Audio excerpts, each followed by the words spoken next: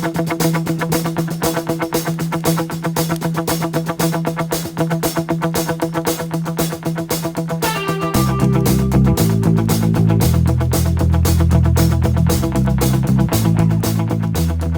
are listening to Relics Radio. Hey everyone, DK here from Adventures in Dirt, coming to you on Thursday night here in the States. We're in Colorado. We're right in the middle here on Relics Radio. I got my co-host with me, Tony, down from 5280 Adventures. He's my digging partner. Him and I go out. Matter of fact, Tony, I heard we got some warm weather coming up this weekend, maybe. It has been. It had this whole week. I mean, 2 weeks ago was negative 26, and now we're in the 40s and 50s. That's right. So, welcome to Colorado in January. Right. It's been frigid, and now, yeah. I don't know. Maybe we'll get a chance to go out this weekend, swing a little bit. I right over here, watch this side over here. I got the Manicore hanging on the wall. It's all charged. It's ready to go. It's sad. It hasn't been used. Yeah. I know. It gives me the sad eyes every time I enter the office here. Yeah, I hear that. It's been too long, obviously. We got to get out for sure. Yeah, let's do it. We should. Let's set it up. I got to find out kind of what day works for me this weekend, but I'll get back to you on that. Have you been out at all? I know the answer to that. It's been too cold, but it's been too cold, and now I tell you, over in the fields with the chickens and stuff, it's because of the warmer weather. It is soupy and muddy. I tell you what. Wow. But if we can get out, I think you and I would be willing to bundle up and start swinging for a little bit. Sure. Well, you keep yourself warm. Yeah. Depending on your swing speed. All right. Shoot. Hey, who's joining us tonight? I got some people rolling in already. Want to say welcome to you. And if you're catching us on the replay, thanks for joining us. We see your numbers. We see you're out there, and we appreciate it. Make sure you reach out to Tony or I and let us know how we're doing, what kind of guests you want to see on this year. We got a whole year to plan, so your input is important to us. We'd love to hear from you. Who do you see, Tony? Yeah, I tell you, as soon as we went live, man, the chat started coming in quick. Tonight's going to be a highly anticipated guest. So looking forward to it. I know. Ohio Relic Hunter top number one, first one in there. Dave, Full Metal Digger, and I had replied I knew Dave would be here early tonight. This topic and guest is right up his alley. So absolutely, yeah, this one's gonna be good. Mr. Bill Hayes, always in the live chat with us every single Thursday. Yep. How you doing, Bill? Who else do we have? I see Elusive One. The Elusive one. No, you do. You can't see the Elusive One. That's the problem. Where'd he go? Robert Thompson just popped in. How you doing, Robert? And also Lewis Bean from Vancouver Island, British Columbia. Lots of rain. Had lots of rain there today. Nice. Yeah. Hey, everyone. Thanks for joining us tonight. We got a great guest on. Matter of fact, we have so much to talk about. Yeah. I don't know if we're going to make it. There's just a lot to talk about with our guest tonight. Tony, why don't we go ahead and bring Nick on and let's just get at it. There's no way around it. Yeah. Kicking off season 7, episode 10, Relics Radio. We're here very, very blessed to have Mr. Nick West over from across the pond. He takes care of Metal Detecting War Relics group on Facebook and essential part of the Military Heritage Museum. And so happy to have you on, Nick. We appreciate your time. Welcome to Relics Radio. Hey, Nick. Thanks for having me on. Good evening, America. There you go. So where are you right now, Nick? Yeah, mention that right away. Yeah. Right. I'm between Portsmouth and Southampton, right on the south coast. If you know where the Isle of Wight is, I'm on the mainland, right opposite the Isle of Wight. How far from Plymouth? Oh God, Plymouth's miles away. You're talking 150 miles away. All right. Plymouth is right down in the west. I'm literally right in the middle of England on the south coast. South coast. Got it. So it's probably like 6:00 p.m. there, your time? Yeah, same as Colorado, right? Here? Yeah. Yeah. Now it's 1:05 in the morning. Oh my goodness. You're already getting to see Friday. We're kicking this off on Thursday. Yeah. It's actually Friday. Into Friday over. Yeah, I'm a time traveler. Yeah, you got to been drinking some vampire blood or something. Something's It's going one on over there. o'clock. Yeah, yeah, skull crushing coffee. I need to get me some of that. Oh my goodness. Well, thank you very much, Nick, for hanging up, staying up late to join us live. You know, we invite That's a lot of absolutely people no from the problem. UK to come on with us. And, you know, most of the time we'll do some recording and play it later as a recorded episode. And That's not but you fun said though. you said that's no fun. You said you wanted to come on live with us. Yes. And Yeah, I it's more agree. spontaneous. It is. We've already been having fun even before the show started, Yeah, sitting here chatting. As a matter of fact, that's why we were a little bit late, as we were just going Yeah, to town. we missed the mark. Yeah, we No, did. the one of the advantages of coming on live with us is we do get the interaction over on the live chat on the yeah, podcast here. So we'll definitely have lots of questions coming in from live viewers yeah. from really all over the world, which is also amazing. So that's one of the advantages of being on here live. So we really do appreciate it. It gets kind of everybody involved and directs what they want to hear. Yeah. We can put on the table for you. Yep. Yeah, that's fine. You'll have to excuse my eyes running. I've got a hell of a cold at the moment. I can't stop my eyes from No, running. yeah, no, not a problem. You know So what? I did want to I'm not say. crying, I promise. I know you're touched, Nick, but it's really no reason to cry. Uh, you know, I did want to say Nick was gracious enough to throw out on his social media the fact that he'd be joining us here tonight in the States on Relics Radio. So a big welcome to those of you that are listening in from the UK and beyond. Thank you for joining us. Thank you for staying up late or early as it may be. We appreciate you being here. And if you have any questions, you can join us live down in the comment section over on Spreaker.com. You can kind of find the show and come on, go ahead and type in your questions down in the comment section, and we'll get to them as soon as we see them or when it makes sense. But Tony, yeah, you were. We learned a lot about Nick this week as Tony and I were talking about having you Yeah. on. We Yeah. did some research and stuff. So tell us a little about Nick, Tony, and then we'll let Nick tell us a little bit about Nick. I'm really intrigued that I know that you're kind of new to the hobby and everything of metal detecting. And most of the people here have way more experience than you do, but give us a little bit of background about when you started metal detecting. I started metal detecting when I was 8 years old. That's 56 years ago. So Good for you. So just a Good for you. beginner is what you're saying. a real newbie. Yeah. I mean, you've seen this hobby essentially, I mean, develop and evolve into something you can hardly wrap your mind around. I can't even imagine what you've seen. It's from when I started. I started. My father asked me to go out in the garden, or the yard, as you would call it, and help him dig the potatoes. At 8 years old, so we're out in the garden digging the potatoes, and a clip of ammunition came out the ground. Now, where we lived, we had the police house right next to us. So my dad said, "You can't keep it. We'll take it to the policeman." And I always remember this guy's name, P.C. O'Flaherty. Now, Wow. P.C. O'Flaherty said, "Well, I can't take it. We'll have to call the army Oh no.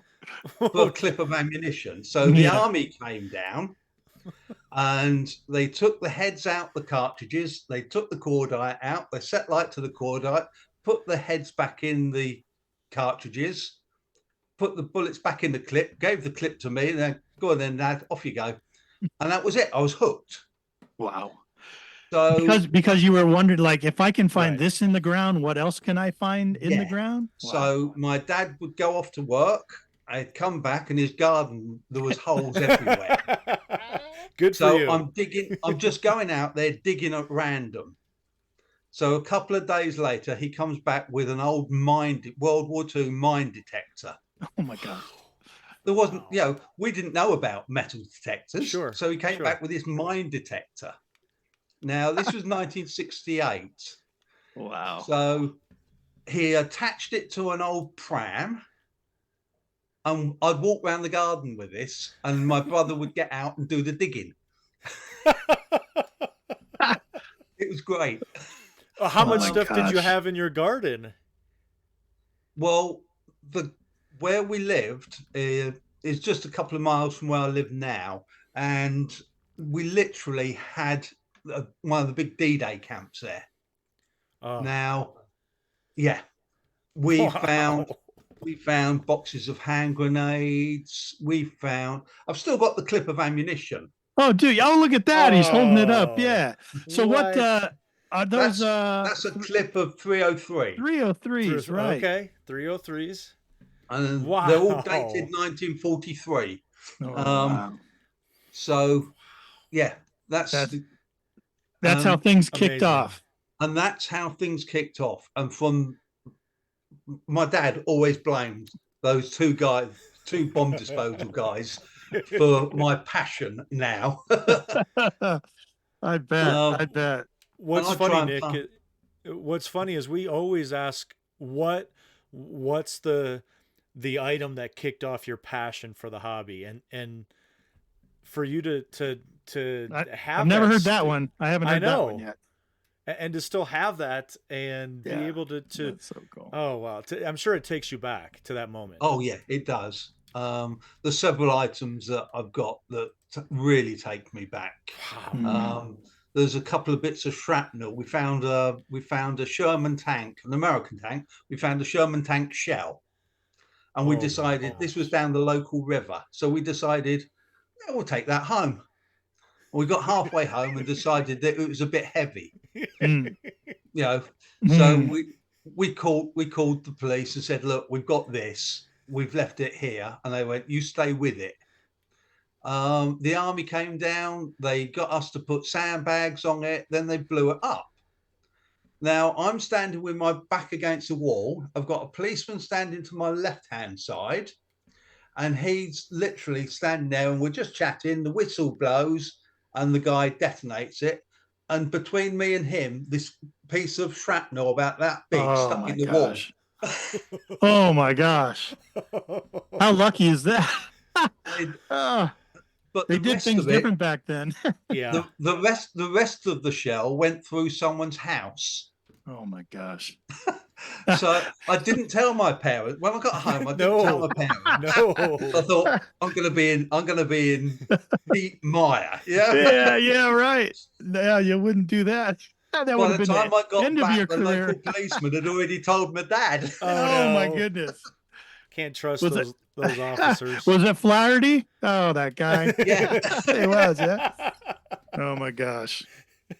Let me ask you, did you keep the shrapnel? Ohio Relic Hunter in our chat wants to know, did you keep the Yeah. shrapnel? They'll say again, you cut out. Yes, I did. You did. Yeah. Of course. Yeah. Of course. Yeah. No, Something things have that nearly changed. killed me, I'm going to keep.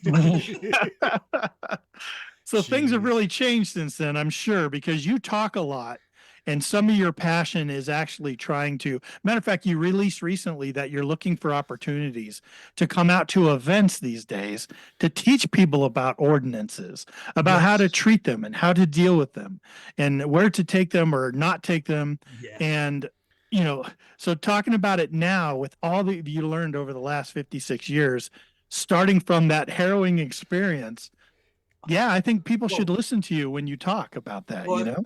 I started War Relics, metal detecting for War Relics, because I got so fed up with seeing on Facebook metal detecting pages where people were saying, oh, I found a hand grenade. What shall I do with it? You know, and the post that got me more than anything was someone said, hit it with a hammer. Okay. So this guy did, and then showed the pictures of this hand grenade after he'd hit it with a hammer. And it was in bits, it hadn't gone off, you know.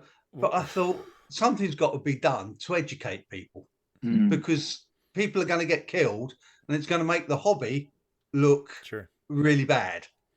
Yep. And that is the main reason I try and educate people about the dangers. You know, if you find something, you know, don't play with it. Mark it and call the authorities. Sure. You know, we've got so much of it laying around in England. And then when you get onto the continent, you know, you've only got to go to the Somme You can walk along the Somme and you can kick the soil and you can come up with things like that. No. So he's holding a hand grenade in his hand. Yeah, Hey, it's can you hard to describe that describe it. hand grenade? Yeah. So that one's still got the handle and still got the pin, but it has been deactivated. So, It's been an okay. but yeah, there's just tons of it laying around, and Yeah. people just don't know what they're dealing with.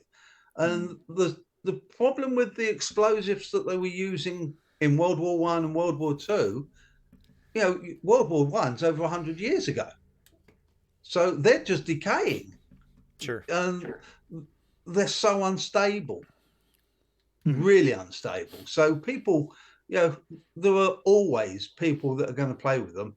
But if we can stop one person from messing around, done my job. Yeah.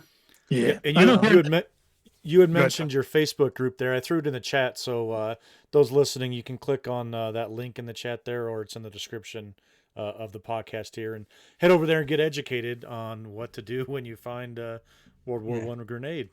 Yeah. Crazy. Well, one of the admin is actually a bomb disposal guy, so Good. he keeps a real good eye on it.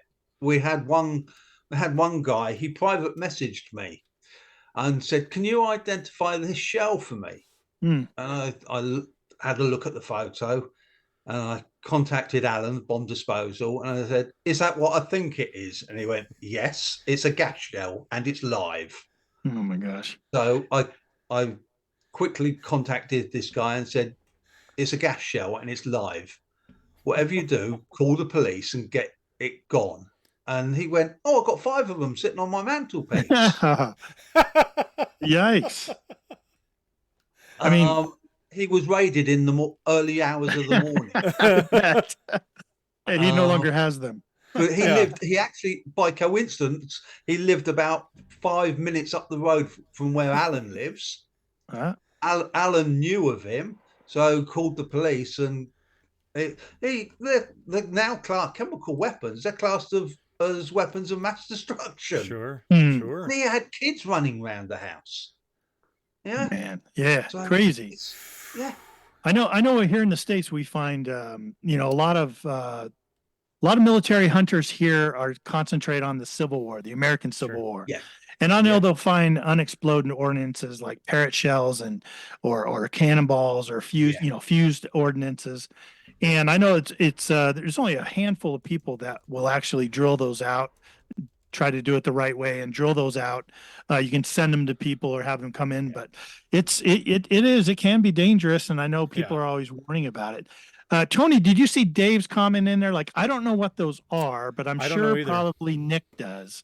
You want to read that one out to him? Yeah. Full Metal Digger, which we had mentioned, he's into this. He's dug a lot over in Germany, over in Europe and things like that. So he said, many years. Yes, when I found UXOs. unexploded ordnance. Okay, that's what that means. Makes sense. He says from World War II in the German forest, I just reburied it. If we found it on a farm, we would notify the police or how do you even know? Polizia. Polizei. There you go. That's how you say it. There you go. Yeah. Yeah. Sorry, Dave. I didn't understand what UXOs meant. Yep. Unexploded ordnances. So does that happen a lot? Do people just rebury it, or? Yeah, we try and get people not to rebury it because someone else is going to come along and find it. Sure. We try and get people to, even if it's in a forest, mark it, inform the authorities, because another metal detectorist will come along that doesn't know what they're digging. So we always try and push out the message to call the authorities. It's best to get rid of it. Absolutely. They think the World War One battlefields won't be clear of live ordnance for another 150 years. Wow. Think about that. Yeah.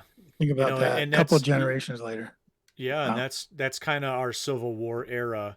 260 years or whatever. Where we're at. Crazy. So, I mean, I'm sorry. 160 years. Mm-hmm. So even further out than that. Yeah. Yeah. It's a long time. Yeah. But So, do you remember what the try and first? steer clear. Yeah. You sorry, I interrupted you. You try and steer clear We of. try and steer clear of.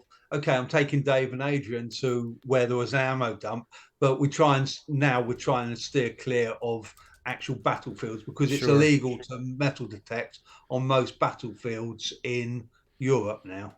Okay. And you said you were heading to France to that Yeah. ammo dump area. Yeah, that's on private land. Private That's land, in a friend's chateau.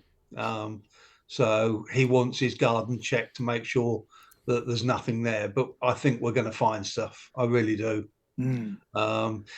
When it was used as a field hospital, their lounge and their dining room were operating rooms. So they were cutting limbs off, Wow. throwing them out the window into the pond in the back garden. Oh my goodness. And so they filled the pond in because Sure. that many limbs were thrown out there. They didn't want to drain it, so they just brought a load of topsoil in and filled the pond in. So there's all these limbs under there, right outside the window. Wow. Yeah, Oh, I'm sure Lord. that you want to find a ring, but I'm not sure if you want to find a ring in that Attached area. to a hand. Yeah, Probably no. still attached With to the some finger in digits. it. Oh. No. Yeah, we think about that all the time. Like, what Right. would we do if we pulled up a ring and it had a finger bone in it? You know, the closest thing we got to that was when you found that animal trap, Tony, and it had that Uh-huh. beaver leg in Still it. had the beaver leg in it. Yeah. That's about the closest thing That's we've the got closest. We Uh, found an arm bone, and it still had the only reason we found it was because there was handcuffs attached to it. Oh, Okay, no. the hand had gone. All we found was this bone and this bone, and it was in the middle of the Ardennes forest on one of our trips to the Ardennes forest, and it had a handcuff on it, and the other end was the handle of a leather case, but the rest of it had all gone. Wow. And that was in a big shell hole. oh my goodness. So we reckon the shell evaporated the person. Sure. Yeah. Wow. Wow. Can you imagine find something? No. Oh my gosh. No. So that was like woo. yeah. Yeah. So Patty Clodfelter said that she lived in Guam for 30 years, which had World War II battles.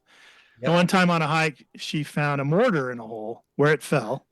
Yeah. She was stupid enough and picked it up and then put it back. It was a remote area, or she would have called the military police.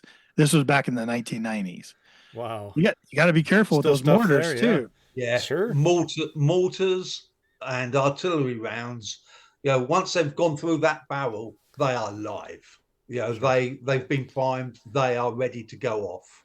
Mm. So those are the things. Close call, Patty. Close call. Mortars are renowned for going off just by picking them up. Yeah. And when I was watching your interview over on the Big Detecting Show with Dave and Adrian, if you guys aren't familiar with that, go check it out. Just Great Google show. the Big Detecting Show with Dave and Adrian, and you'll find it.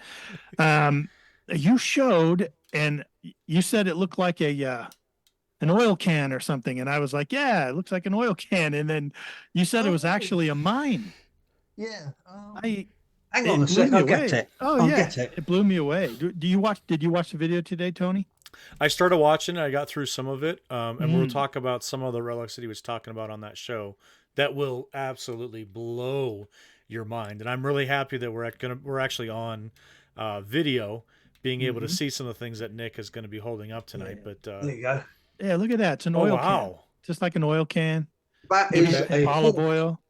A Hawkins grenade. Hawkins grenade. Wow. British made them. But the American paratroopers loved them that much for when they dropped into Normandy. You will see pictures of American paratroopers with these strapped to their ankles. Really? Wow. Yeah. They dropped it because it's a Hawkins grenade, but it can be used as a mine. So, but the American paratroopers loved them that much. They all jumped with them strapped to their ankles. Wow. Wow. But yeah, I'm gonna so I'm gonna throw a link in the chat right there. This is a an exact picture of what Nick was holding up, and it does. It looks like an oil can with screw top Yeah. on top of it, and wow. Yeah.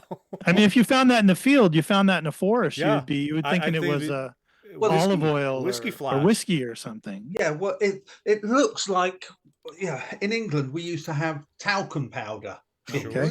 just like that. Hmm.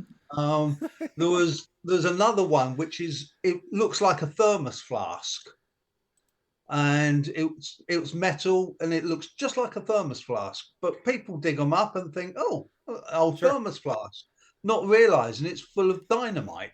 Hmm. How would it work? What's the firing mechanism? Do you know, Nick? On what? On the Hawkins? On the Hawkins, yeah. The Hawkins, it had a like a hand grenade pin on here, and they would pull that and throw it, or they would lay it down in the ground with the pin attached to a trip wire, and it would go off that way. Wow. So yeah, it's Interesting. really nice piece of kit. Mm. But you know, they're found all the time, and people don't realize what they're digging up. They think they've got an old can. You know, Yeah, and I would. I would. I think most what people I know like. about hand grenades, what they look like. Sure. You know, Right.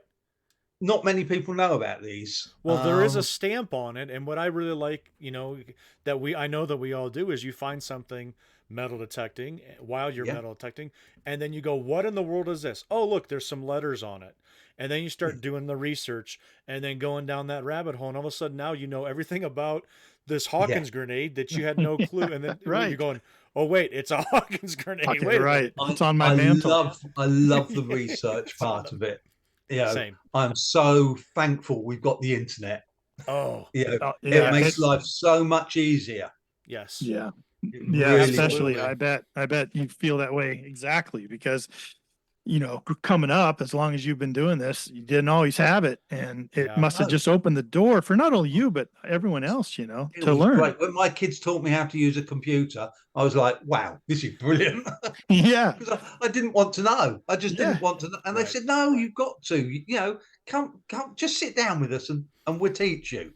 It is go on then. extremely valuable tool if you use it in appropriate ways to educate and learn. And there's, anything that you've ever wanted to know is out there. You just have to sit down and search it, find it, go down that route, and all of a sudden now you're just, well, that much more knowledgeable. I've just finished my first book. I've got two. I've got two on the burner at the moment. One will be finished, I don't know, June, and the other one will be finished Christmas time. So, and without the internet, it would be a nightmare. Tell us about this first book of yours. Yeah, and when it'll be out. It's all about British military buttons, and believe me, there's thousands of them. They've driven me mad. Yeah. And I've only done them from 1800 to the present day. Oh, wow! So and it's probably a big, thick book too, I would imagine. Yeah, There's lots of I think it's got 200 pages. Oh wow! And the way I've done it, it's for detectorists. So good. So if you, as a detectorist, you pick up you find a button. Yeah, there you go. Okay. That is beauty. Yeah. Wow. So most detectorists would look at that and they wouldn't have a clue what it was, apart from a button. So my book, you go, because it's got hang on a sec. It's got a deer on it. Can you see? Yeah. Yes. So you'd go into the index, look up deer, go to the page where all the deer buttons are, go across till you find your button. That'll have the regiment's name and a number there. Then you go to the part with the numbers and you'll read all about the regiment. Very nice. But beautiful. Great research. Thousands of them. Yeah.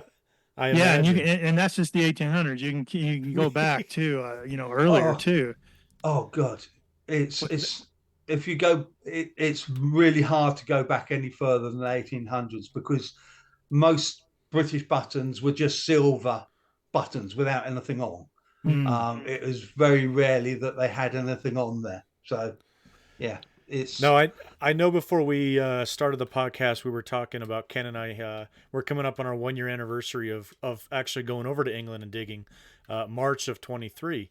And I know, I mean, that was my first time over. That was Ken's second, but we dug buttons upon. I mean, I came bag Forget it. an entire bag full. I think in the 8 days I dug over 200 buttons, and I think buttons are just phenomenal. I love the history of them, love the stories. But I did find a couple military ones. The one that I like the most on my collection is the one with the 3 cannonballs, the 3 cannons, and I can't. It's an artillery. I think it's 1820s. that's the Royal Ordnance one. Yeah. Yeah. I It's a just beautiful love that. button. Yeah. I love the design of it, the idea It's one behind of my the 3 favorite. and 3. Mhm. I think it's just it's a one of beautiful, my absolutely favorite beautiful. buttons. Yeah. Wow. Yeah. Yeah, that's the Royal Ordnance button. Okay. Yeah, and every button we found over there too was just they're all we're just so interested in what that could be, and they might be livery buttons, right? There just could be Yeah. some Yeah. off of some hunting coat or something. But Yeah. boy, if you Still found a beautiful. military one, it is so exciting to find. Oh, Mhm. that military buttons and cap badges are what I love finding. You know, Beautiful. yeah, when I was younger, it had to be something that would go bang and would, either shoot or explode. But Yeah. the buttons and the badges are by far my favorite. By far. Yeah. Understandable. But I know that yeah. I know that over us over here, Civil War buttons, Civil War era buttons, Mhm. drive us as well. Or even military. Revolutionary War buttons too. Oh, you geez, know. yeah, War of 1812. Yeah, all those. For the longest incredible time, our military. buttons over here were made in London. Like They we were. Yeah. took us a long that's time right, to yeah. manufacture buttons Yeah. here in the States. We imported them over. Yeah, there's most button companies were either in Birmingham or London. mhm.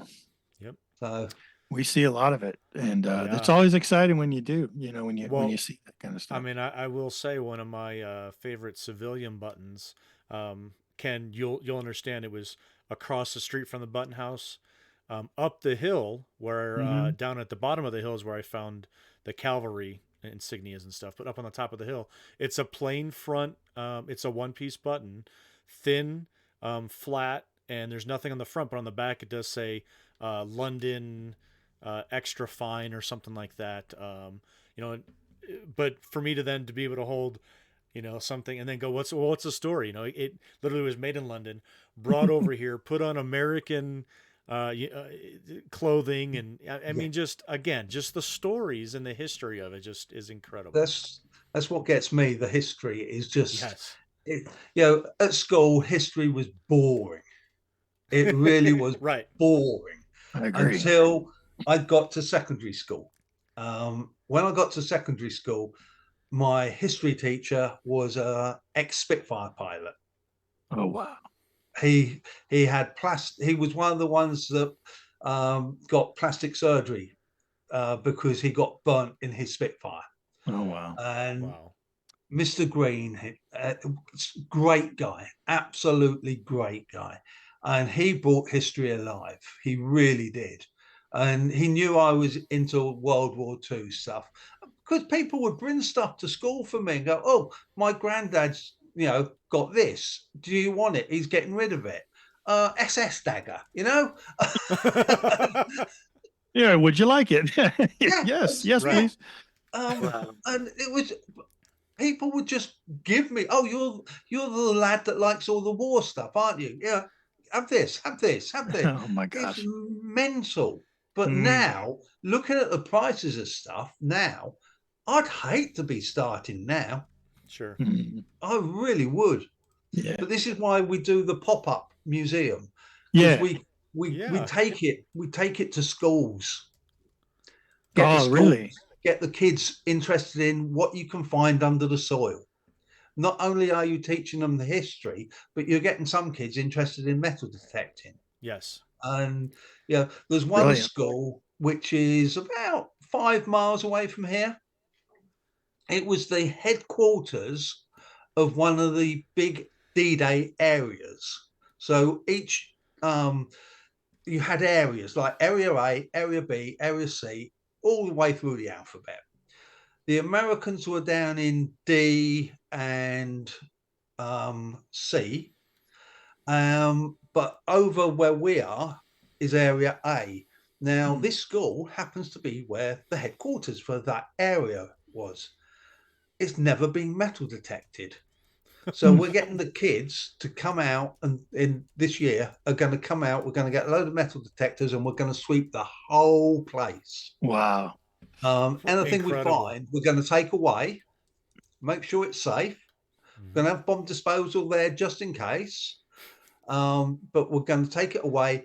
We're going to have we've got a cabinet maker friend. He's going to make a big display case to house it all, and then give it back to the school. But Wow. it just A gets wonderful the kids, idea. Oh, it gets the kids.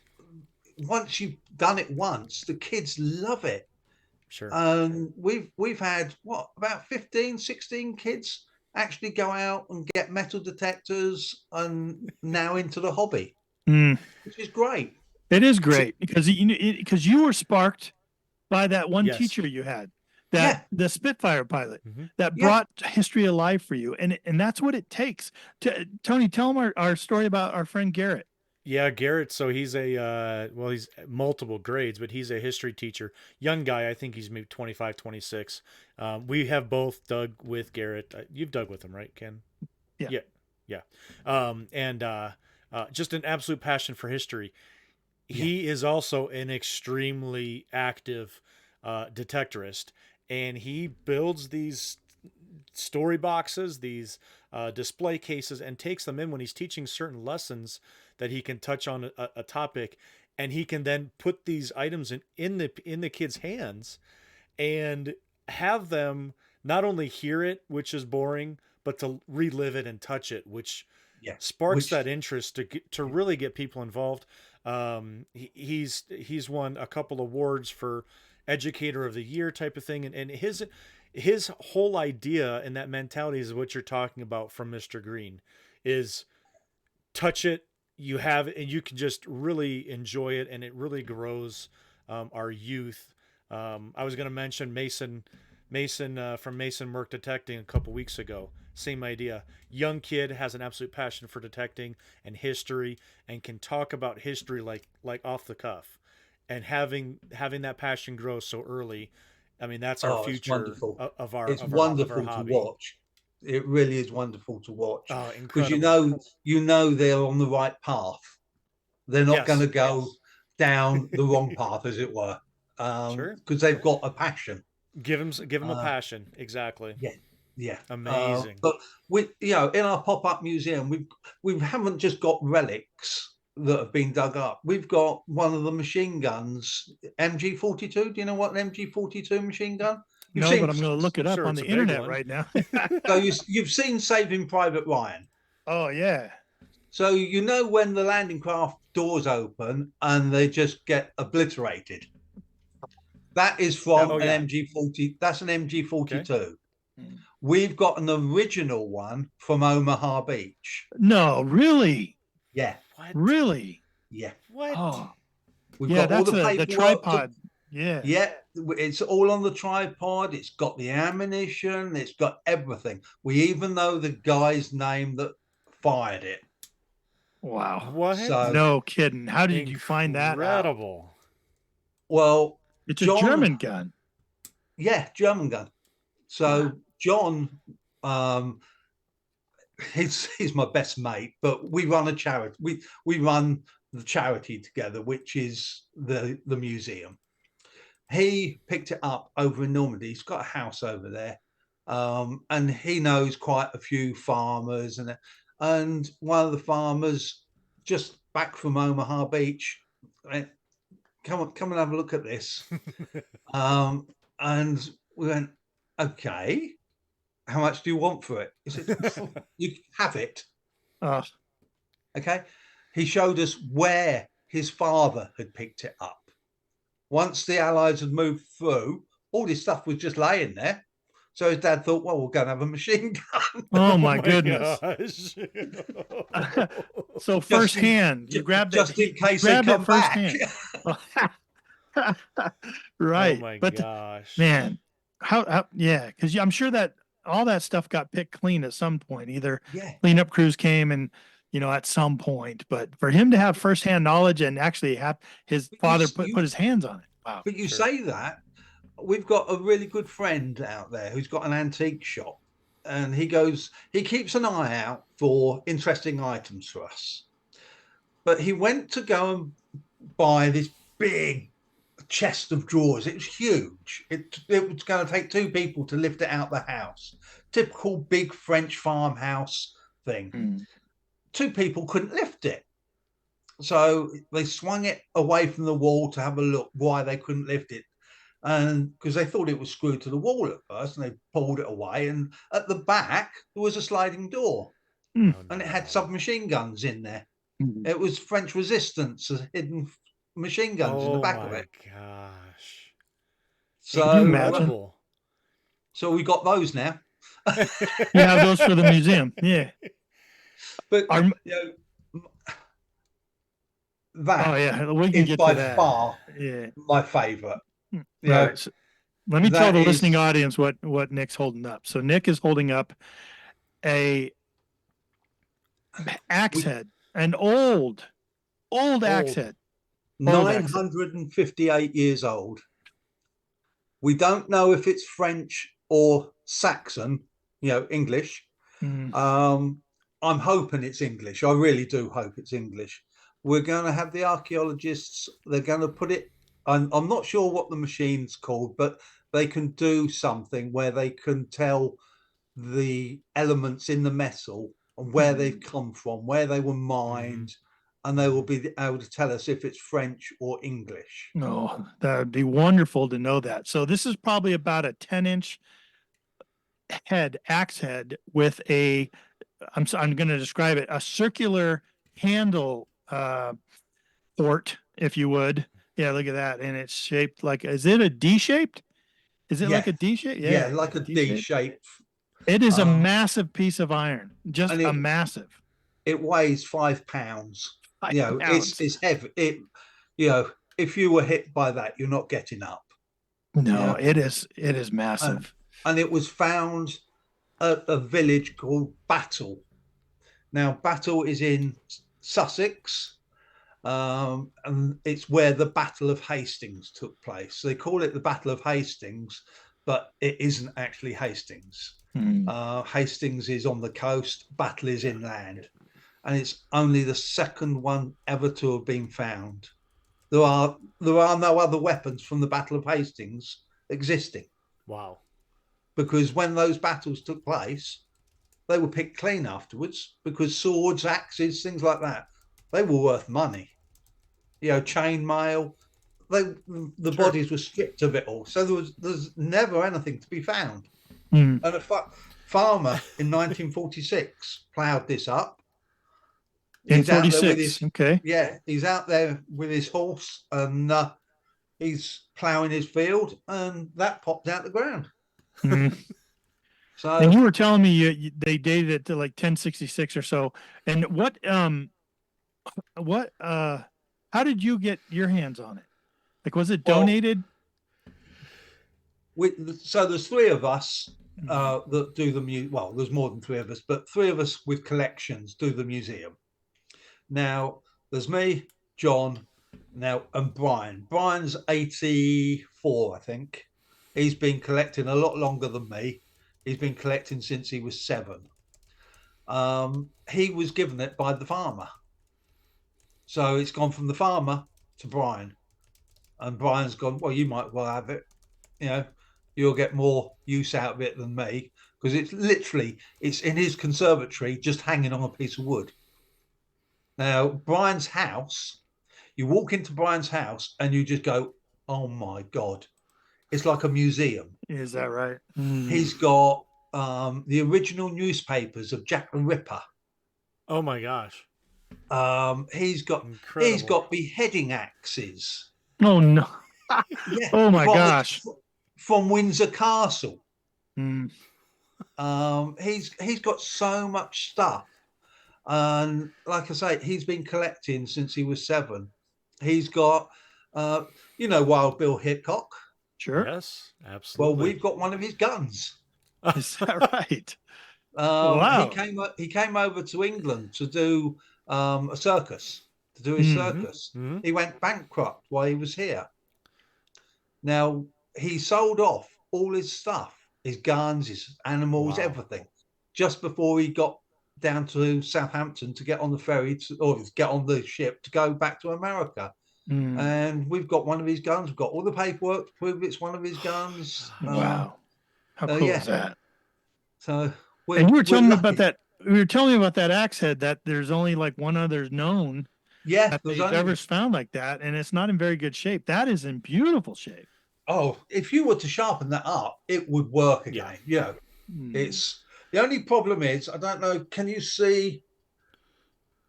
It's got a crack down here. Yeah. So I think this would break. handle. But for nearly 1,000 years old, I think it's doing quite well. Yeah, we'll let that one go. Yeah. Did you do any restoration on that, or is that just Nothing. the condition it's Nothing. in? Wow. Nothing. Wow. Yeah, absolutely incredible. I did Then- mention that we are recording this Zoom call with Nick right now. So I'm urging everybody to head over to my YouTube channel this weekend. I'll take out this clip so everybody can actually see that axe head and appreciate the things that we're just oogling over right now. Yeah. Because it is an amazing piece. We've got silly little things like this. What is that? Lock plate? No. No. Oh, a butt plate of a rifle. Butt plate. That's it. All right. Do I win a prize? Are you going to send me that axe head? Yeah. Oh, in your dreams. Absolutely. Absolutely. So that's the butt plate from a a 303 rifle. 303 rifle. Incredible. Look at that thing. Look at that thing. We found on the last trip to France, we found a German K98 rifle. Yeah. I will put pictures up of it soon on the Facebook page. And it's still got the bayonet attached. Wow. Oh my goodness. Now, where it was found, there was no bayonet charges. Have you ever heard of the Falaise Gap? No. Right. No. So the Allies landed at Normandy. Mm-hmm. They swept in from the beaches. The Americans came in round from the Utah and Omaha, came in down towards Falaise. The English and Canadians came in from their 3 beaches, and we trapped over 100,000 Germans in the Falaise pocket, which is a huge area. It's like a valley in between 2 big hills. And where we found this rifle with the bayonet on it, we know there was no bayonet charges or anything there. The Germans were escaping. So we actually think it's a grave marker. Oh, really? Yeah. We think it was used as a grave marker. Mm. And then after the war, when they dug all the Germans up that had been killed in the Falaise Gap, and grave markers like that were just thrown to one side. So, yeah. That's crazy. There's loads of it out there, but you're not allowed to dig unless you've got certain permissions or on private land. You're not allowed to just go out there with a metal detector digging. Now, if I understand it right, there's a lot of people that ignore that rule and that law. And that's a kind of a big thing, right? Because relics are so expensive and so make so much money that I know you have detectorists that, either Nighthawk out there or, do it all the wrong way. And they get caught from time to time. But I understand it's a real problem out there, especially in battlefield areas and areas where Europe's the worst. Yeah. Eastern Europe. Yeah. Eastern Europe is, but it's the detecting for war relics out there is run by criminals, literally organized crime. It's awful. Wow. They will raid graves just to find buttons, badges, medals, and then they'll just leave the bones scattered It's awful. What a It shame. it really is. Mm. Like I said, I've dug out there many years ago. I was lucky enough to be invited out there. I found an Enigma machine. Oh, wait a minute. Did know about this Wait. one. What do you mean you found an Enigma machine? Well, you know what an Enigma machine is. Yeah. Yes. It was like, So wasn't it a decoding that's it. machine? Yeah. You found one. Yeah, I dug one up, No. and so I'm invited out there to dig by this Russian friend. Or acquaintance. He's not a friend, he's an acquaintance. So we get to where he says there's a good site. We find lots of stuff here. And I said, okay. So as we pull up, I spy this like a dip in the ground. And I said, I'm going to start there. Oh, shell crater. All you'll get is steel, shrapnel. Oh, no, I'll start there. That'll do me. I'll start there. No, I'm going over there. So he walks off to try and find buttons, badges like they do, because that's worth money to them. So I start detecting and get a signal virtually straight away, real high pitch signal, and get down, and it's a big brass shell case with the head attached, 88 shell case. And so I think, oh, okay, live, and I'm pulling it out the ground, and a cable comes with it. There's a cable attached to it, and I'm thinking, oh my god, it's booby trapped. So I'm going along this cable, and a wire. There's just a single strand of, it's like fencing wire, and I'm going along it, and I've come to another shell case with the head attached, and I'm thinking, this is weird. Now follow this wire, and I've come to this wooden box, dig this wooden box out. I think, what the hell's going on? And as I pull it out, I realise what I've got in my hand. And they've used these shell cases to earth the machine because they were getting static shocks off of it. Oh my gosh. So, wow. And so I said to him, look what I found. And he went, it's a typewriter. Yeah, that's what it would look it like. Resembles that. one. Yeah, Yeah, absolutely. I said, do you want this? And he went, no, why do I want that? Rubbish. So Okay. I said to him, do you know any collectors that have got private museums? Yes. I said, get them to my hotel tonight. So he went, why? They won't want a typewriter.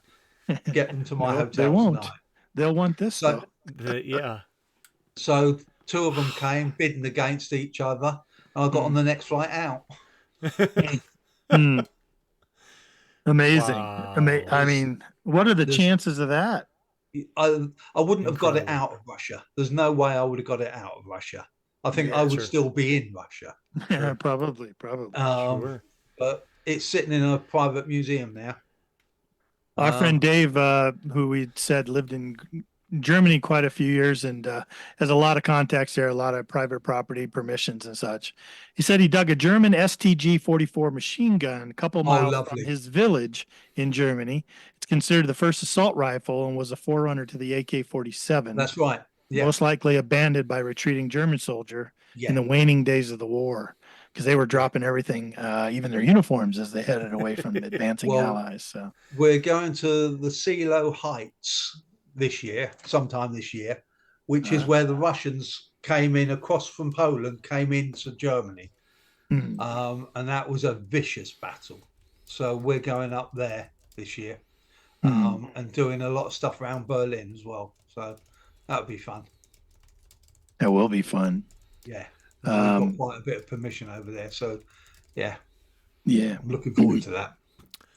Yeah, I think what we'll do is we're going to put the link in here to the Zoom call here in a minute. And Dave, if you want to pop on to ask some questions and chat with Nick, you have probably the most experience of anybody I know, Dave, of digging kind of over there in the Germany area and stuff, and maybe some war relics. Dave is one of these guys, Nick, that you talk about your friend when you walk in his house. It's a museum. A museum. And Dave does too. I don't know if he's got like medieval spurs and medieval trinkets and buttons and Yeah. axe heads and old spear tips and such. And we're going to talk about yours in a minute, Nick, but maybe we invite him on. Tony, you want to throw that link in there and he can come on. He might add to the conversation. You know what I wanted to ask you about, Nick? I would love to hear, you were a young man, but I would love to hear your story about meeting General Omar Bradley. Oh, right. Yeah. I've been very lucky. This hobby has given me so much, and I've met so many veterans, and most of them are no longer with us. But I've always been fascinated with D-Day, always. And my dad said to me, "Come on, I'll take you over to Normandy for the 30th anniversary." So that was 1974. I was 14 years old, and he said, "If we're going to do it properly. You say you're interested in it." He said, "I want you to lay a wreath at each beach early in the morning when they would have landed." And I went, "Yeah, great, brilliant, up for that." So we got some wreaths made and we shot over to France, which is a 5-hour boat trip from where we live. We got there the day before the actual anniversary, and early in the morning, we drove up to the first beach, which was Utah, which was the first one that was landed on because of the tides. And my dad said, "I'm going to stay in the car. You can go down to the water's edge," he said, "and put the wreath in." He said, "It's only right. If we're doing it, it's only right that you do it right." So I'm just about to walk down the beach. I'm halfway down the beach, and this huge helicopter came out of nowhere and just landed on the beach. And I'm just stood there in amazement at the size of this helicopter. And I'm just standing there watching it, and the doors open, and these 2 American soldiers get out in full dress uniform, the shiniest helmets and boots I've ever seen. And they come walking across to me and said, "Can we ask you what you're doing?" And I said, "Yeah, I'm laying the wreath to show my respects." And they said, "Well, the general would like to speak to you." And I'm thinking, what have I done? What the hell have I done wrong? I'm 14 years old, and I'm thinking, I'm in deep doo-doo. And so they walked me over to the helicopter. My dad's in the car park, with his eyes shut, not knowing any of this. Oh my gosh. Standing in the door of the helicopter's Omar Bradley. He was, I think, in his 80s then.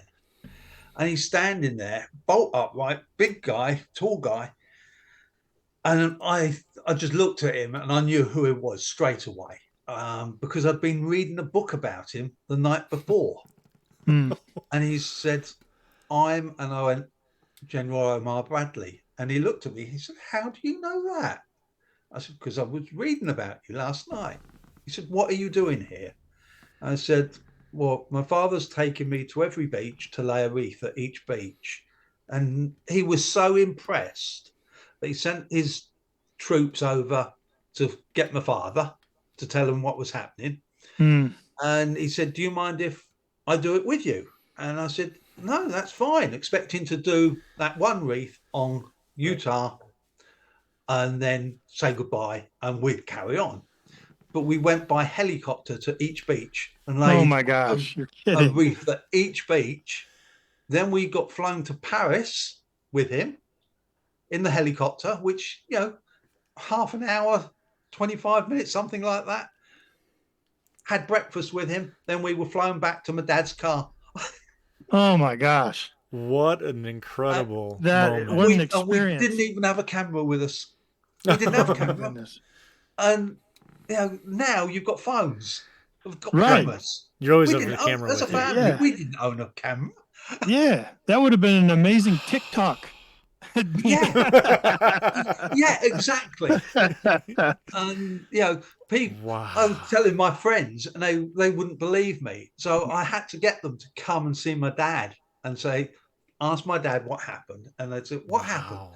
And he would tell them the story, and they went, "Oh my God!" Wow. And what a gentleman he was. That's amazing. He was brilliant. But he was just amazed that I was doing that. Mm. And on the same trip, have you ever heard of Bill Milling? I have not. Pegasus Piper, the Pegasus Bridge? No. So Bill Milling was part of the Special Service Brigade Commandos. They left from Warsash, which is literally where I live. They left from there and went over to Normandy, landed at Eastrom, and then walked up, marched up to Pegasus Bridge that had been taken the night before D-Day. So it had been taken at midnight on D-Day. It was the first place to be liberated on D-Day. Mm. So it was liberated, I think, 6 minutes past 12 on D-Day. And it just so happened to be a bar. It had to be the English liberating a bar, didn't it? You know, get the beer out. Now he literally marched backwards and forwards along the beach, playing the bagpipes, rallying the troops. The Germans refused to shoot at him because they thought he was mentally ill. Because he had no gun. All he had was his bagpipes. Wow. I got to meet Bill on that same trip and became lifelong friends with him. And I used to take him back to Normandy. I was sitting in the bar that they liberated. I was sitting in there one day when we're both sitting there having dinner, and this German family came in. And the woman that owns the bar, she was a witch. Really? Oh, yeah. She absolutely detested the Germans, which you can understand. But, 40, 50 years on, it's to still hold the grudge like that was a bit, and she went to kick this German out. And you could see that this guy had been in the war, and he was showing his family where he had been during the war. And Bill got up and said, if they leave, I leave, and I will never come back. Because he always used to get fed free. I had to pay for mine. He got his free. Right. So this German sat down and he was telling us about the Mad Piper through his son, who spoke perfect English. He was talking to his son. His son was doing the translation, and he said about the Mad Piper that was at the beach. And Bill got his bagpipes out from under the table and went, it's me. And you couldn't part these two. They met every year after that. Oh my gosh. Wow. And it was brilliant. But that's where he learned that they didn't shoot him because they thought he was mentally ill. Yeah, that's funny. It's funny. Hey, Nick, I want to introduce you to Dave. This is David. David, this is Nick. Dave's a good friend of ours. I've detected with him in England. I know that Dave's been over detecting in the UK quite a bit, also Germany and beyond. Dave, thanks for joining us tonight. Thanks for having me, and it's nice to meet you, Nick. Nice to meet you, Dave. I'm excited to hear the stories. I especially like the part where you said we went to the bar that they liberate. That's how armies work. They liberate bars. I love it. Yeah, Right. I just always think about the first place to be liberated in France had to be a bar, didn't it? Right. Yeah. Dave, you had a question in the chat, something about Iron Mike. You want to answer? Nick, I was wondering if you'd ever been detecting with Iron Mike. He's got a pretty good YouTube channel. So you know who he is, I'm sure. Yeah. He does a lot of digging. A couple of my friends, they're Germans, and they're really into the World War II stuff. I never really did get into it that much, but I know there's a lot of places around Berlin, forested areas where my buddy goes there every year, and he comes back with a bucket full of stuff. And then also another place to detect around there is where the internment camps were after the war, while they were waiting for people to be processed out. And they spent 2 years in those camps, but you can go there and find lots of coins and medals and badges and things like that. I said, I never really got into that. In fact, I have a deal with my buddy in Germany. Any kind of Nazi badges I find, I give them to him, and he gives me medieval iron stuff because I love medieval iron. So as soon as I found a perfect Nazi hat badge in a plowed field, that I don't know how that badge never got hit by a plow in 40 or 50 years. It's just not possible, but it was pristine. And I was really excited, but I traded it to him for some medieval buttons or something like that. I can't remember. I'm personally not into the Nazi stuff. I've got, if people want to collect it, great, because it needs saving. But if I find stuff with swastikas, I'm really not interested. I prefer Allied stuff. That's the stuff I like finding. That makes sense. And it's always funny the stuff that I would find, because detecting in Germany for over 3 years, it's hard to not detect a battlefield. You have to make an effort to not detect a battlefield from some war. And you would be digging up German buttons, and all of a sudden you dig up an American button, and you're like, how did that get here? Or a Belgian button or a coin. And I know that soldiers oftentimes traded stuff or took stuff, and so you would find these things and you'd wonder how that got there. Just crazy. We went to this one site, and the first thing I found there was a mercury dime, which is an American silver dime from World War II. And I'm like, of all the, I thought I was going to dig up German stuff, I found a mercury dime. Oh my gosh. Isn't that crazy? I actually detected a site that I thought we were going to find lots of military stuff on. And we did. We've found spent cases, we've spent bits of shrapnel, but the biggest thing we found was Roman coins, all in one pile. All in one pile. But, like a small hoard. Yeah, but it was nowhere near of anywhere that the Romans ever went. Oh, really? So you gotta, you scratch your head. What's the story? What we think happened was they were liberated from a museum by a German and taken into Poland. Seems logical. It's because the Romans didn't get that far, so it just doesn't make any sense. Interesting. Dave and Nick, before the show started, we were talking with Nick about different finds and such. And like I said, he's a museum guide. He does these pop-up museums. We're going to talk about him trying to establish this more solid stationary museum. And he showed us something, David, I think you're going to really enjoy. Nick, would you mind holding up that Zulu spear tip that you have? Oh, the Zulu spear tip.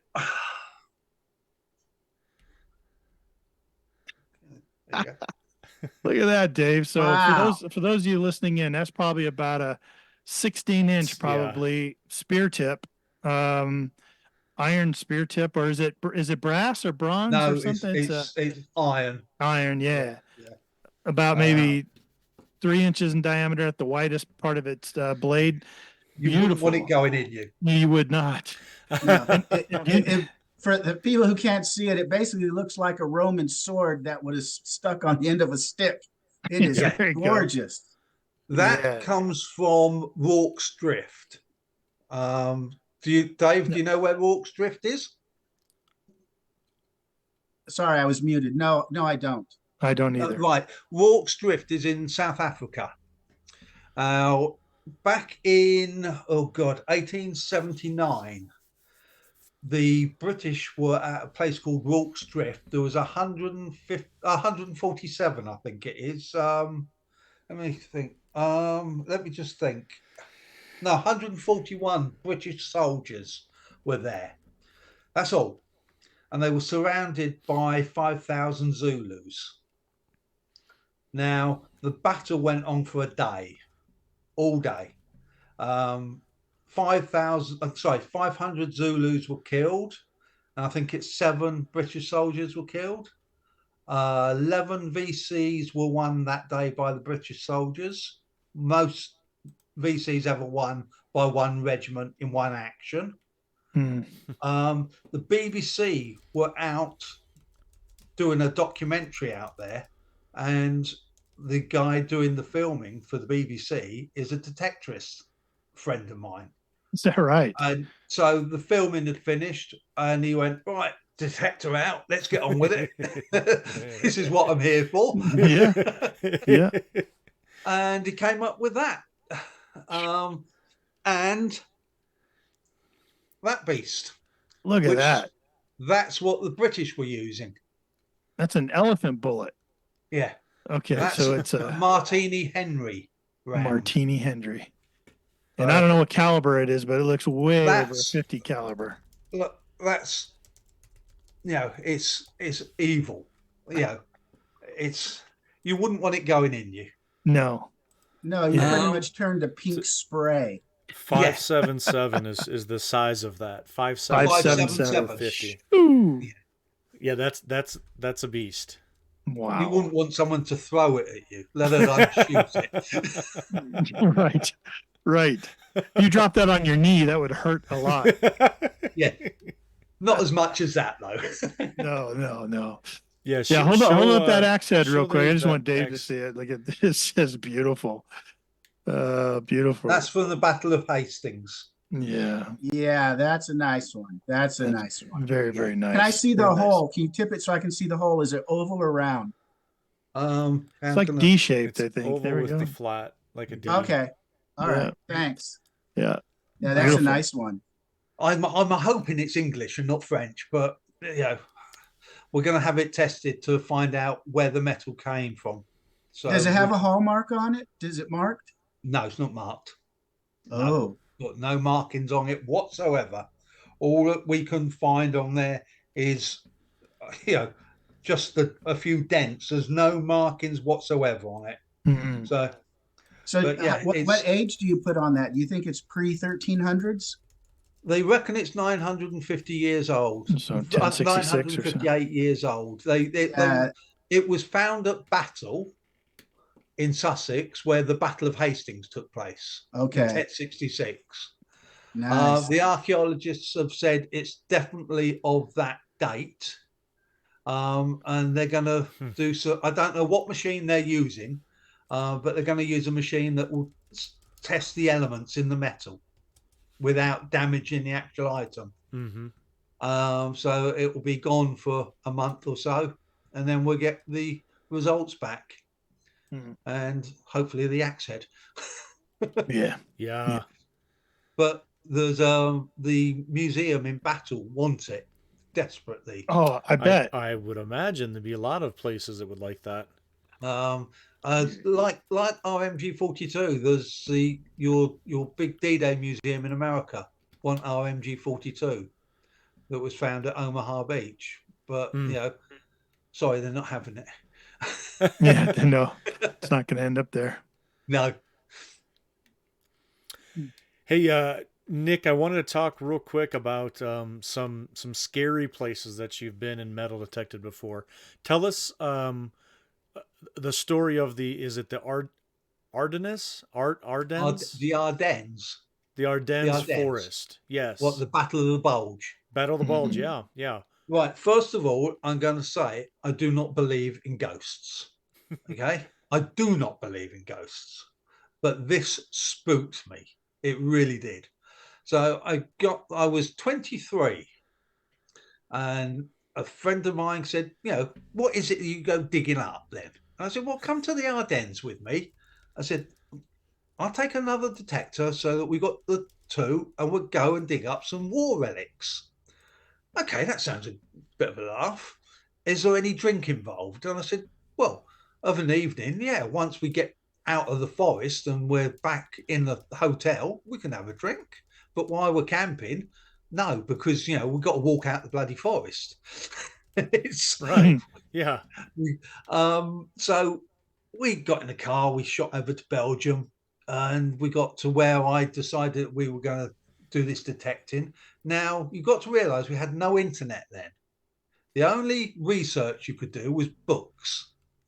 And there weren't that many books on the Battle of the Bulge back then. So I knew about the Battle of the Bulge, but I didn't know who had been where. And this part I picked, it's a wooded area, and it's near a place called St. Vith. Now, that wooded area it's just a series of valleys, hills and valleys, and the actual forest part is about 9 miles long by about 5 miles wide.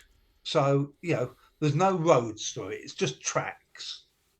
So we walked for hours to get to where I thought we should be. And I said, come on, this looks a good spot. We'll camp here for the night. So we set up the camp and we just sat there, and we've got the coffee on the go, we've got food going, and middle of the forest, early night, get up early in the morning, get detecting all day. So early hours of the morning, in my ribs, I'm getting, dun, dun, dun. Can you hear that? And I'm laying there and I'm thinking, yeah, that's loggers. That's logging trucks, big, heavy logging trucks. I said, it's logging lorries. He said, no, it's not.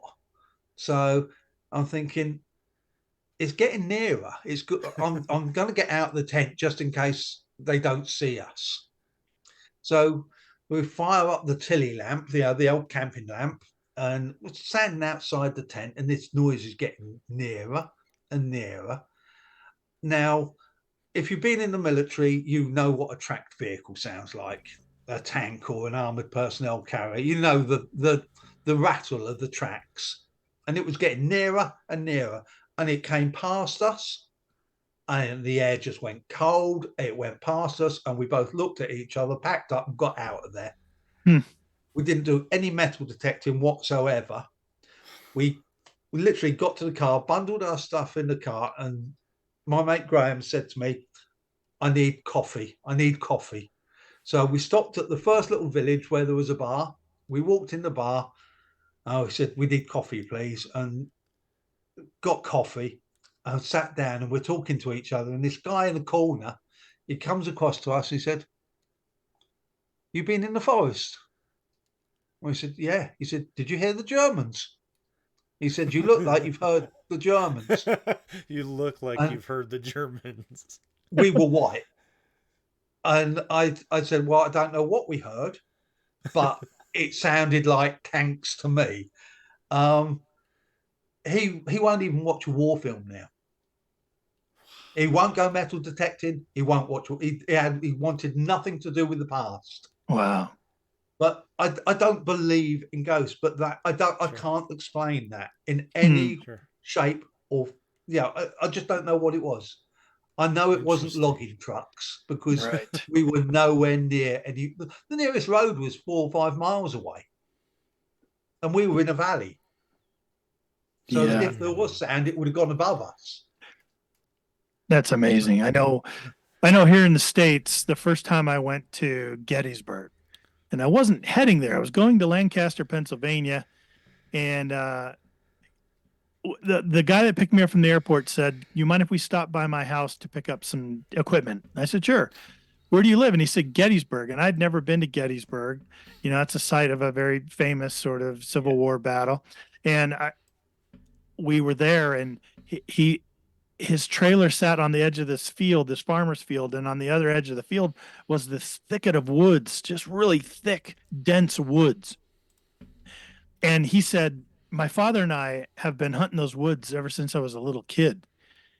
And I don't know, there's something, I don't necessarily believe in ghosts either, but I almost could see them, like these soldiers coming out of those woods, and what that must have looked like. And boy, my imagination really got me because of the area I was in and my love for history, and just feeling, oh my gosh, I'm actually in Gettysburg, even though I was probably nowhere near a battle site. It still just affected me to where I had that overwhelming feeling that they were around me, and I could almost feel them. I could sense them. It was creepy. Not creepy. It was actually cool, but because of where I was. But man, I've been to most battlefields in Europe. Oh. And I like to go, especially the First World War battlefields. I like to get there before the tourists get there. So you're talking 6 o'clock in the morning, early start, just to walk it. And I don't care what anyone says. There's an atmosphere. There is an atmosphere. it, you know, that many people dying in one place, it does something to the place. You know, I've visited 5 concentration camps. Now, if ever you get the chance to go to one, go. It changes people. You can see what humans are actually capable of doing to each other. You it changed my outlook on life. It really did. And you know, something I will never forget is the pictures, because I went to Auschwitz before. Now you go to Auschwitz, they've got there's one room, it's full of hair, where they shaved the hair off the people before they went into the gas chambers. When I went there originally, you'd go into this hut with all the hair, and it was just there. Now it's behind glass. And it's when I originally went there, no one was going there. It wasn't a tourist attraction like it is now. Maybe it's wrong calling it a tourist attraction, but last time I went, I was just so disgusted with people doing selfies and, you know, look at me by the gas chamber. It was just wrong. Have you been, Dave? Yeah, actually, Nick, the first time I ever went to Germany was 1987 when I was in the military, and I went to Bergen-Belsen camp. This is before they built the museum. Yeah. It was, you know, it was barely 40 years after the war, and I felt horrible in the forest there. I felt like there was hundreds of thousands of people staring at me, and Yeah, it's very oppressive. And then they had one little building, and we went in there, and there was pictures on the wall, and there was a picture of Anne Frank, which I recognized immediately because that's where she died. yeah. But I honestly, I couldn't wait to get out of there. And I was with a group of people, and It's creepy. the horror, and they had these big mounds of dirt, and there'd be a little plaque that said 40,000, 100,000, 90,000, I know. whatever. And I don't know how to describe it, but I know exactly what you're saying, the way you felt. Yeah, my You know, now granddad. it's a big touristy thing, and people doing it's terrible. It's sick. My granddad helped liberate Belsen. He was one of the first troops into Belsen. Really? Yeah. Wow. So you have that connection. Wow. You know, the But- sad thing is, when they liberated, I know Bergen-Belsen, They fed them, the didn't they? Allied troops felt so bad they were feeding the people, Yeah, and which it was killed killing them. them. They killed like Yeah. 10,000 more people Yeah, within the first couple days just by giving them food because their bodies Yeah. couldn't handle it. So the Allies came up with this soup, this special soup that would Yeah. slowly nurse you back to health. yeah. But That's it's right. terrible. It was awful because they were just Wow. opening their rations and giving them the food. Yeah, Of course thinking they were they- helping. Yeah. They were literally gorging themselves to death, Oh my gosh. which was awful. But anyway, Yes. Yeah.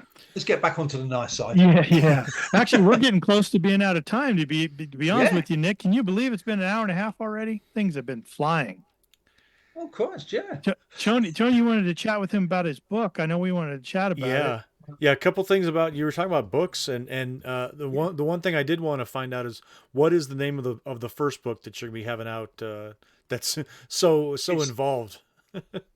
It's Metal Detectorist Guide to Military Buttons. Okay. Mm. Okay, then You're we're doing thinking one. March. That's at the end of March. Then we've got one coming out June time, hopefully, which is Mhm. cat badges. Then Okay. at the end of the year, we've got one coming out about ordnance. So all the dangerous stuff Sweet. that you can dig up. So, you know, my eldest nippers nicknamed them buttons, badges, and bombs. There Oh, you go. That's great. That's catchy. That's a good title. Yeah, you Right. could sell it as a 3-pack. But yeah, all the money is going to the museum. So Yeah. which Where So do you you- think you're you- going to have that available at? sorry, Where are you going to have those books available? Amazon more than likely. Okay, Mhm. good. Yeah. Good. Yeah, to get them on Amazon. And so let's talk where people can find you and find out more about your projects, Nick. I know that we've posted a couple of links that you can find down in the description of this podcast. And also, Tony's been posting them down in the comment section of the podcast for both the Metal Detecting War Relics group on Facebook and also the link to the Military Heritage Museum. You're doing a fundraiser for the museum, right, Nick? Yeah. You're trying to raise Yeah. funds for this We're trying, museum. yeah. We found a fantastic building to house the museum. The owner of the building, it's a 17th century slaughterhouse where the Navy used to kill the cattle, chop them up, salt it, and put it into barrels and send it off on the ships. Mhm. So we found this building. The owner said, "Yeah, you can rent it from me, no problem. It's going to be X to rent it." And we went, "Okay, fine." So we're just about to sign the agreement. He went, "In fact, I want you to buy it. Mhm. It's going to be £620,000." Wow. Well, as a charity, it's like, where the hell do we find that from? Yeah. Mhm. So we're now looking for another building. Right. Right. But the pop-up museum is going strong. That last year we did 10 shows, I think it was last year, with about 10,000 to 15,000 people at each show coming along and seeing us. Wow. But Incredible. Plus the cabinets kids. Plus the kids. Yeah. but the cabinets we're having made now, like that Lee Enfield I showed you, that's going to be in a cabinet, so it looks like it's still in the soil with the grass on the top. Oh, I see. Yeah. So it looks like Like it's a so cut, you're like a taking cutaway, slice yeah? through the ground. Yeah. Nice. That's how Very a lot of nice. the stuff is going to be displayed, Very nice. so that when we go and do the metal detection shows, people can see it still in its how it was in the ground. We're also going to be doing special events at detecting shows where you can come along, sit in our big tent. We've got a huge tent, big army tent. It will take about 50 people in there. So you sit in there and listen to our talks on ordnance, what's safe to dig, what's not safe to dig. And we're going to do talks. We're going to do film shows in there. I'm also doing walks at the moment, which are around the military camps around this area. So, Like a walking tour, like a walking Yeah. descriptive narrated tour. Oh, nice. Just before we go, one of the best finds I ever made was I told you the local area was used as one of the big camps for D-Day, for the build up to D-Day. Well, it's Canadians were here. Now, it was the 13th and 14th Field Artillery Regiment were stationed here. Oh, up there detecting in the woods where they were all camped up. And we've got a good, big, real strong signal on the detector. And I started digging, and all these bullet cases came up, 303 cases. And I thought, they're all bent and misshapen. So I got them home, cleaned them up, and it was a chess set. Someone had got the cases and turned it into a chess set. Oh, Awesome. So yeah. I wrote Great. to the Regimental Association, said, "Look, I found this in this camp where your regiment was. Is there any chance you can help me try and identify who had made it?" They put me in contact with the guy that made it. They put it out in their newsletter. This Canadian guy contacted me, and he told me how they made the chessboard out of a ammunition crate, and exactly how, because that had all rotted away. Yeah. So he said we were told to leave one night, and it was still in the tent when we left. He said, wow. So Wow. yeah, that's on display. What a connection to history. I'll bring that next. If you have me on again, I'll bring that on and show Absolutely. That would be great. Now, here's what I love about that story, Nick, is no matter where you are in the world, if you're a metal detectorist, like we've never met each other before tonight. We've chatted beforehand, but never seen each other. Yep. You're over in England. You got 56 years of experience. Don't rub it in. No, but I'm telling you. And your favorite find is that. Yeah. And Tony and I haven't been detecting not even a fraction of that. Yeah. And our favorite finds are exactly that. Something of a personal nature like that. Yeah.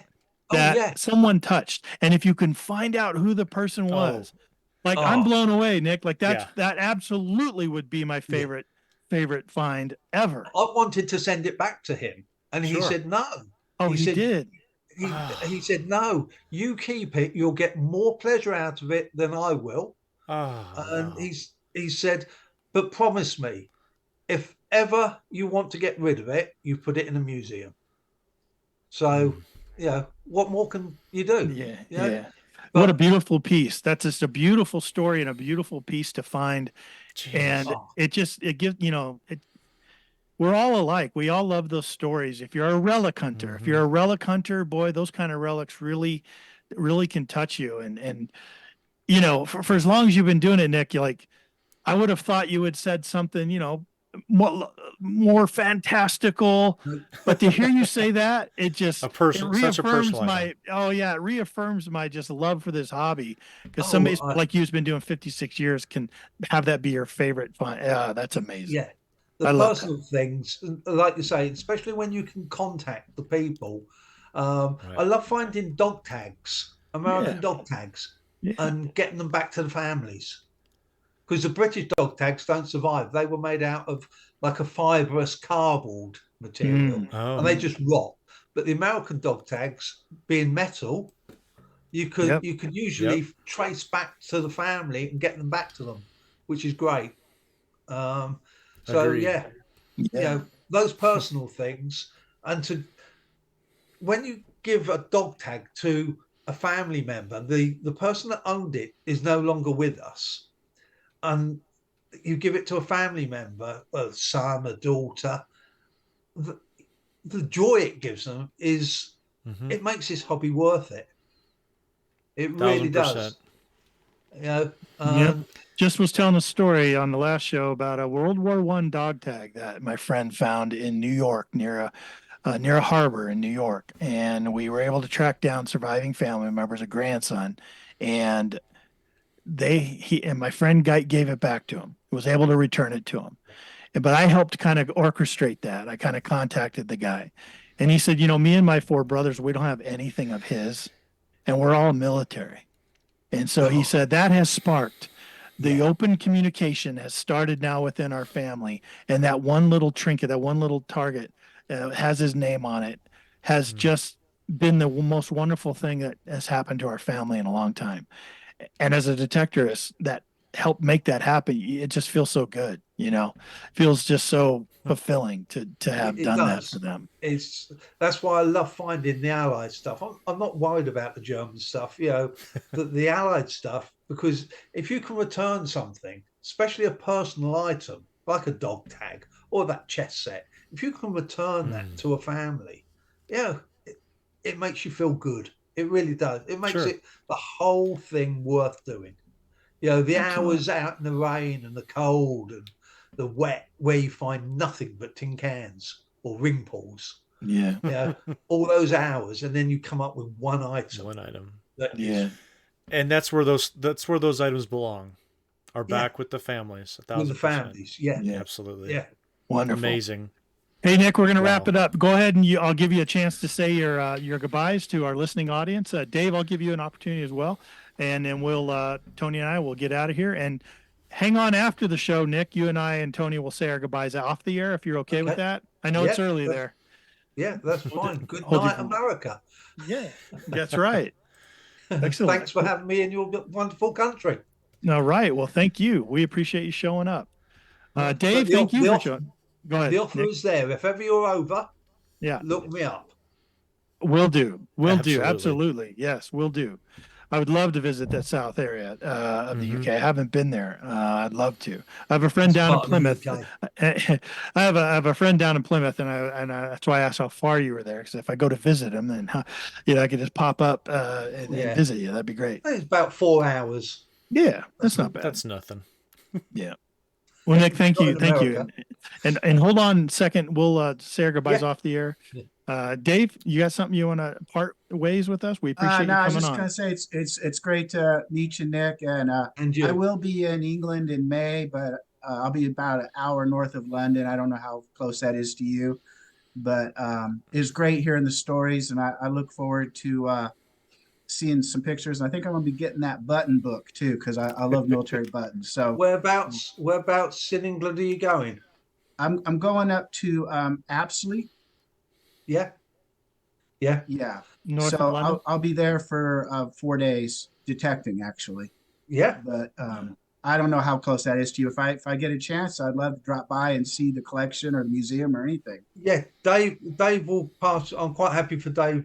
Sorry, I'm quite happy for Ken to pass you on my details so that we can Okay. contact each other. Sounds good. Well, thanks for showing us that stuff, and everyone have a good That's fine. evening. Yeah. And you. It's nice Dave, meeting thanks. you. Yeah, thanks for showing up, Dave. We appreciate it. Tony, what do you got? And we'll get out of here. Yep. Just want to thank Nick for coming on tonight. I had written earlier in the chat, you've got stories for days, and I think it's absolutely fantastic. Your experience and your passion comes through, and I truly love speaking to somebody who has that same passion that Ken and I share. So thank you so much for giving us our time, especially with being live. I know that means a lot to us.